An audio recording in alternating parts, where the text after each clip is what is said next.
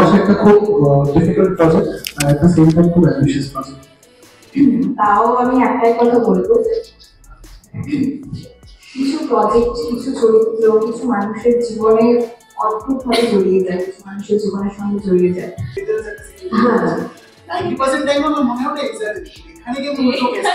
সায়ন বন্দ্যোপাধ্যায়ের আপকামিং ছবি হচ্ছে দোআঁশ।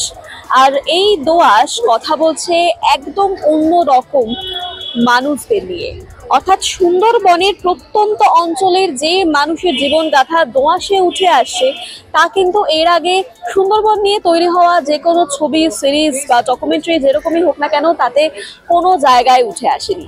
তাই সায়ন বন্দ্যোপাধ্যায়ের এই ছবিটি কিন্তু একটু হলেও আমরা বলতে পারি যথেষ্ট অন্য রকম দিক সুন্দরবনের উঠে আসবে এবং দর্শকদেরকে তার অনেক কিছু বার্তা দেবে যেগুলো আগে কোনোদিনও প্রকাশিত হয়নি। আজকাল ডটিনের পক্ষ থেকে আমি সিংহা চলে এসেছি এই দোআঁশের ট্রেলার অ্যান্ড মিউজিক লঞ্চ অনুষ্ঠানে, আপনাদেরকে সেই অনুষ্ঠানের সাক্ষী করবো। তাহলে চলুন দেখে নেওয়া যায়। শ্রোতামা, আজকে একটা বিশাল বড় যেন মনে হচ্ছে পরীক্ষার সামনে দাঁড়িয়ে রয়েছে সেরকম একটা পরিস্থিতি।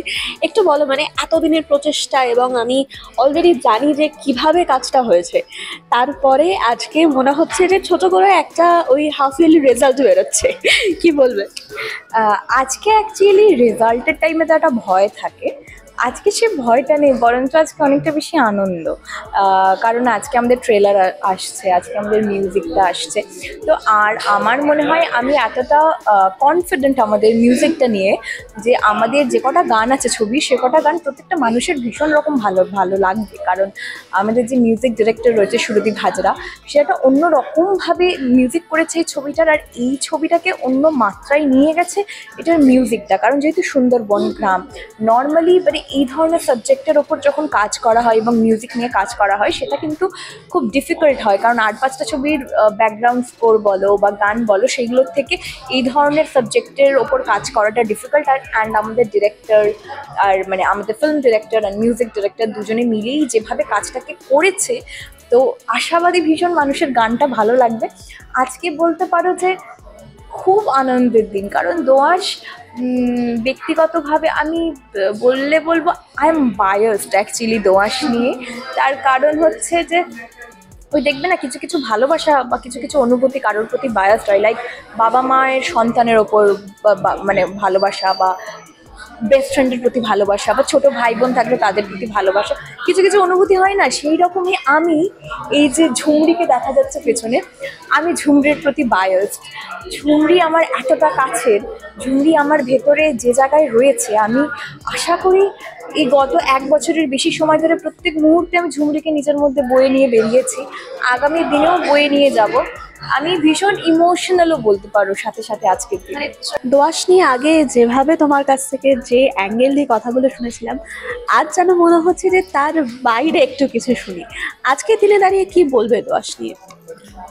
দেখো, আমার মনে হয়েছে যে যখন আমি গল্পটা শুনেছি ওদের কাছ থেকে, বা যখন শ্যুটের সময়ও কথা হয়েছে সায়নের সাথে, যে আমি আমার একটাই কোশ্চেন ছিল যে সুন্দরবন নিয়ে এর আগে যা যা দেখানো হয়েছে, মানে অনেকটাই দেখানো হয়েছে অনেক সিনেমায়, নতুন কি কিছু দেখাতে পাচ্ছি?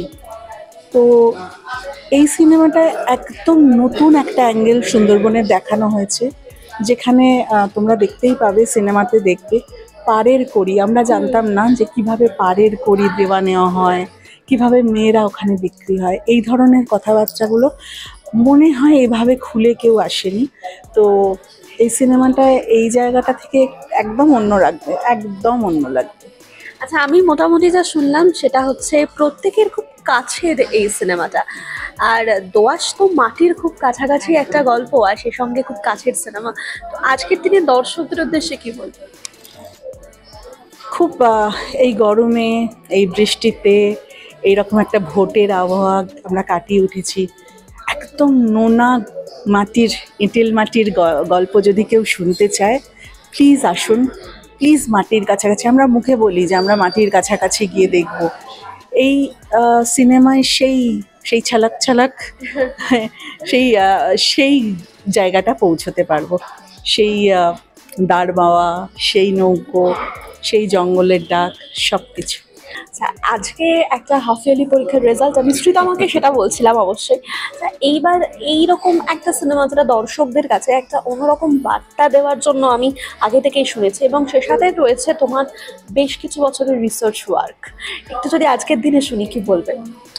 আচ্ছা, আমরা যখন এই 2 মাসের পরিকল্পনা করি তখন আমার যে টিম পুরো সিনেমাটোগ্রাফার বা অন্যান্যরা যারা তারা একটুখানি অবাক হয়েছিল যে সাবজেক্ট এরকম একটা সাবজেক্ট, একটা তথাকথিত সেই ড্রয়িং রুম ড্রামা থেকে সরে গিয়ে বা এখন যেটা ট্রেন্ড চলছে গোয়েন্দা ইত্যাদি ইত্যাদি, সেখান থেকে সরে গিয়ে একটা অদ্ভুত রকমের সাবজেক্ট। এবার ওরা আসলে জানতো না, মানে বেশিরভাগ লোকই জানে না, আমি বহু বছর ধরে সুন্দরবনে যাতায়াত করি, মূলত মরিচঝাপি, ঝিলা এই সমস্ত অঞ্চলগুলোতে, এবং যাতায়াতের মূল উদ্দেশ্যটা ছিল হচ্ছে মেডিকেল ক্যাম্প। এই মেডিকেল ক্যাম্প করতে গিয়ে আমি খুব কাছ থেকে এই সমস্ত মানুষজনদেরকে দেখেছি যারা বাঘের মাধ্যমে আক্রান্ত হচ্ছে, ঠিক আছে। এবং এই যখন বাঘ এদেরকে অ্যাটাক করে, যদি মেরে ফেললো তো মেরে ফেললো, যদি মেরে না ফেলে তারপরে তাদের পরিবারটার কি অবস্থা হয়, অথর্ব হয়ে পড়ে একটা পরিবার। সেই বিষয়গুলো আমার মাথায় বহু বছর ধরে ঘুরছিল যে কোথাও একটা হয়তো এটা ব্যবহার করব। এই ছবিটা যখন পরিকল্পনা হয়, সেই সময় আমি যখন গল্প লিখতে বসি তখন আমার মাথায় এটাই আসে যে তাহলে এইটাই হচ্ছে সঠিক সময়। তার কারণ আমরা রিসেন্টলি তখন আমফানে ওখানে মেডিকেল ক্যাম্প করে রিলিফ নিয়ে চোখের সামনে দেখেছি যে মানে গৃহপালিত পশু আর মানুষ একসঙ্গে কাদার মধ্যে মরে পড়ে আছে। এই জায়গাটা নিয়ে আমি লেখাটা শুরু করি। যে ছেলেটি উদ্যোগ নিয়েছিল প্রথমে ছবিটা করার, সুমিত বলে একটি ছেলে, সুন্দরবনেরই ছেলে, সেও যত এগিয়ে এসেছিল, তারপর সুমনাদিরা এগিয়ে এসছে, মানে মোজোটাল এন্টারটেনমেন্ট এগিয়ে এসেছিল। এই ছবিটা করতে গিয়ে আমরা এমন এমন কিছু বিষয়বস্তু ফেস করেছি যেটা শহর থেকে যারা সুন্দরবনে বেড়াতে যায় তারা জীবনে কোনোদিন এই জিনিসগুলো জানবে না। আমরা যেখানটাতে শ্যুট করেছি জটিরামপুর, সেখানে রাত্রিবেলা যদি কোনো কারণে কারোর হার্ট অ্যাটাক হয়, তাকে সকালবেলা ভোর হওয়া অবধি এবং জোয়ার আসা অবধি অপেক্ষা করতে হবে, তবে গিয়ে সে বা নিকটবর্তী স্বাস্থ্যকেন্দ্র হচ্ছে পাখিরালয় 2.5 ঘন্টা নৌকো করে গেলে তবে পাওয়া যায়। একদম একটা কোর গল্প নিয়ে যে কাজ হয়েছে, এই কাজটা করতে গিয়ে বিভিন্ন রকম প্রতিকূলতার মধ্যে নিশ্চয়ই পড়তে হয়েছে। তো আজকের দিনে দাঁড়িয়ে আজকে একটা জয়ের উল্লাসে তাহলে বলেছি যে মারতে পারে। হ্যাঁ হ্যাঁ, মানে এই শ্যুটটা করতে গিয়ে আমাদের প্রতিকূলতা বলতে পরিবেশের প্রতিকূলতা প্রচুর ছিল। স্থানীয় মানুষজন ভীষণ হেল্পফুল, ইনফ্যাক্ট ওখানে মানুষজন খুব কম। হ্যাঁ, পরিবেশের প্রতিকূলতা ছিল, আমাদেরকে জোয়ার ভাটার ওপর নির্ভর করে শ্যুট করতে হয়েছে, কাদায় নামতে হয়েছে, জঙ্গলে গেছি, সেখানে কাঁকড়া, সাপ, কিছু বাকি ছিল না, যত রকম বাঘ ছাড়া সব রকম জন্তু জানোয়ার দেখে ফেলেছি। তারপর ছবিটা তৈরি হয়, এতদিনের লড়াই, 1 বছর একটা লড়াই। এই পুরো টিম, মানে সুরদীপ থেকে শুরু করে শুভজিৎ ইত্যাদিতে প্রত্যেকে, অঙ্কিতা।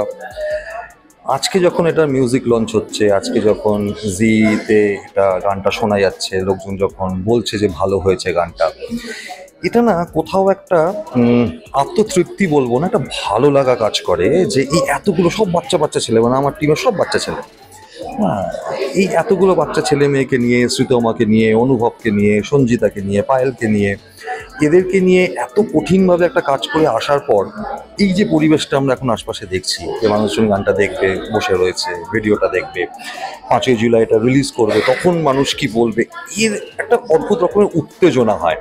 ঠিক আছে, এই উত্তেজনাটার সঙ্গে না অন্য কোনো রকম কোনো অনুভূতি মেলানো যায় না। হ্যাঁ, হাফ ইয়ারলি পরীক্ষা, অ্যানুয়াল পরীক্ষা অনেকটা এইরকম, মানে রেজাল্ট যেদিনকে বেরোতো সেদিনকে আমাদের যেরকম অবস্থা হতো যে কি হবে, হ্যাঁ পাশ করবো ঠিক আছে, কিন্তু কত নাম্বার পাবো, হ্যাঁ কিন্তু হ্যাঁ মানে এই যে কনফিডেন্স লেভেলটা যে পাশ করবো জানি, এটা কিন্তু আমি কাজ করেছি বলে নয়, আমার সাথে যারা কাজ করেছে, শ্রীতমা, অনুভব, সঞ্জিতা অনবদ্য, কিংসুক অনবদ্য, তেমন সুরদীপের গান, মানে আমি লিখেছি, সুরদীপ সুরগুলো দিয়েছে, কিন্তু অনবদ্য সুর করেছে, মানে কিভাবে যে রিসার্চ করেছে এক একটা গানের পেছনে, বিজিএম এর জন্য কিভাবে রিসার্চ করেছে, কিভাবে ইনস্ট্রুমেন্ট সেট হবে, ইভেন এসকে সম্রাট যে সাউন্ড ডিজাইনিং করেছে। সিনেমাটা দেখলে বুঝতে পারবে যে ওখানে একটা পাখি আছে, পাখিটাকে বলা হয় পিয়ন পাখি। জঙ্গলে যখন বাঘ বেরোয়, এই পাখিটা জঙ্গলের ওপর দিয়ে ডাকতে ডাকতে ডাকতে ডাকতে সবাইকে বলতে বলতে যায়, ঠিক আছে। সেই পাখির ডাকটাকে ওখান থেকে রেকর্ড করিয়ে সেটা একটা গানের রিদম হিসেবে ব্যবহার করেছে। একদম র প্রজেক্টের ওপর কাজ হয়েছে পুরোটাই, আর তোমাকে অসংখ্য অসংখ্য শুভেচ্ছা আগামীর জন্য। থ্যাংক ইউ, আমার ভালো লাগছে আজকে আপনারা সবাই এসছেন। এই ছবিটা 5ই জুলাই রিলিজ করছে, আপনারা হলে আসুন, দেখুন, ভালো খারাপ যেটাই লাগবে বলবেন, একটু ছড়িয়ে দেবেন লোকজনের মধ্যে। আচ্ছা অনুভব, তোমাকে আমরা যেরকম ভাবে দেখলাম ট্রেলারটাতে, আমি সেটার বিষয়ে আসি। তুমি তার আগেই বলছিলে যে দিল্লিতে মানুষ হয়েছে এবং তোমার সাথে আমার কথা হয়েছিল যে এইরকম ভাবে গ্রাম বাংলা কখনো দেখা হয়নি। এবার তো দেখা নয়, মানে ডিরেক্টলি ফিল করতে হয়েছে গ্রাম বাংলা, এবং সেটা ট্রেলারে আমরা পরিষ্কার দেখতে পেয়েছি। একটু বলো তোমার দিক থেকে আজকের দিন। খুব রুটেড একটা গল্প ছিল প্রথম থেকে, যখন থেকে আমার কাছে স্ক্রিপ্টটা আসে তখন থেকেই আমি জানি যে এটা যদি খুব ন্যাচারাল স্পেসে না শ্যুট করা যায়, মানে ওই আমরা যেটা করি যে যখনই আমরা কোনো জঙ্গলের সিন বলি আমরা চলে যাই বানতলায় গিয়ে একটা ছোটো সেট আপ নিয়ে আমরা করে নিই, কিন্তু এখানেই রিয়েল লোকেশনগুলো খুব দরকার ছিল, খুব রিকোয়ার্ড ছিল ফর দ্য স্ক্রিপ্ট। সো সেটা আমরা অ্যাচিভ করার চেষ্টা করেছি। আর প্রথম থেকেই জানতাম যে ব্যাপারটা খুব কঠিন হবে, কিন্তু সেই কঠিনের মধ্যেও যেহেতু নিজের হাউস, নিজের সেট আপ, তো ওটা আমাদের সবার মনে হয়েছিল যে এই কমফর্টটা ছেড়ে আমরা খুব র শ্যুটটা করি, যেটা আমরা মনে হয় আমরা অ্যাচিভ করতে পেরেছি। দেখো, ছোট পর্দায় যেভাবে জনপ্রিয়তা পেয়েছো, এবার বড় পর্দায় দর্শকদের কাছ থেকে জনপ্রিয়তা পাবে কতটা আশাবাদী? হয়তো ছোট পর্দা থেকে কম, কারণ বড় পর্দায় সত্যিই আজকাল কেউ সিনেমা দেখছে না, কিন্তু তার মধ্যেও আমরা চেষ্টা করে যাচ্ছি যে ভালো কাজ করার। আর আমার তো শুরু বড় পর্দা থেকে, আবার বসন্ত বিলাপ থেকে, অব্যক্ত থেকে আমি এমন সিনেমাই করেছি যেগুলো আমার মনে হয়েছে যে সামহাও আমার জন্য পারফেক্ট। সো এখনও তাই করছি। আর জনপ্রিয়তাটার জন্য খুব একটা প্রায়োরিটি নয়, হয়তো ছোট পর্দা থেকে বেশিই হয়, সবসময় এনজয় করি। আজকের দিনে দর্শকদেরকে কি বলবে? বলবো যাও দেখো, সিনেমা দেখো, সব ধরনের সিনেমা দেখো, বাংলা সিনেমা তো দেখোই। তো বাংলা সিনেমা না দেখলে আমাদের কোনো এমনি থাকবে না, ইন্টারেস্ট থাকবে না আর বানাতে, যা অবস্থা এখন থিয়েটার্সে। কিন্তু তার মধ্যে তো আমরা চেষ্টা করছি যত একটা মাসে পৌঁছানো যায়। তো প্লিজ দেখো, সাপোর্ট করো, আর ভালো লাগলে লেখো। আর কি বলবো, এরপরে কি তোমাকে commercial cinema, action movie, thriller এরকম কিছুটা দেখতে পাবো? কেন? দর্শকের দাবি তো এরকমও দেখবে, সব সময় কি কিছু ভেবে বলতে হয়? দর্শকের দাবি অনুযায়ী কি সেরকম যদি কিছু থাকে স্ক্রিপ্ট, ডেফিনেটলি, মানে ওরকম ভাবিনি আমি কখনো। মানে আমার জন্য আমি টেলিভিশনে ওরকম অ্যাকশন ক্যারেক্টার করেছি বলে যে সিনেমায়ও করতে হবে সেরকম কিছু নয়। মিলিতে ও ক্যারেক্টারটাই এত ভালো ছিল যে কেউই মানা করতো না। কিন্তু হ্যাঁ, ও তো ভেবে অ্যাকশন ফিল্ম পেছনে আসলে তো ভালোই লাগবে, আমি তো মজাই লাগবে। Thank you. আপনাদেরকে এই যে অনুষ্ঠানের সাক্ষী করলাম, প্রথমে জানান যে আপনাদের কেমন লাগলো আজকের এই দোয়াশের ট্রেলার অ্যান্ড মিউজিক লঞ্চের এই অনুষ্ঠানটি। তার কারণ হচ্ছে দোয়াশ কিন্তু যে মানুষদের গল্প বলছে তাদেরকে আরো কাছ থেকে চিনতে হলে এই সিনেমাটি যখন বড় পর্দায় আসবে তখন আপনাদের অবশ্যই দেখতে হবে। আর নায়ক নায়িকাদের কাছ থেকে তো আপনারা জানতেই পারলেন যে তাদের কিরকম অনুভূতি এই সিনেমাটাকে ঘিরে। আজকের ভিডিওটি ভালো লেগে থাকলে লাইক এন্ড শেয়ার করতে ভুলবেন না। আর এরকম আরো অনেক আপডেটসের জন্য অবশ্যই নজর রাখতে হবে আজকাল.নে। ক্যামেরায় মধুলিমার সঙ্গে আমি স্নিগ্ধা। সবাই ভালো থাকুন, সুস্থ থাকুন, দেখতে থাকুন আজকাল.in।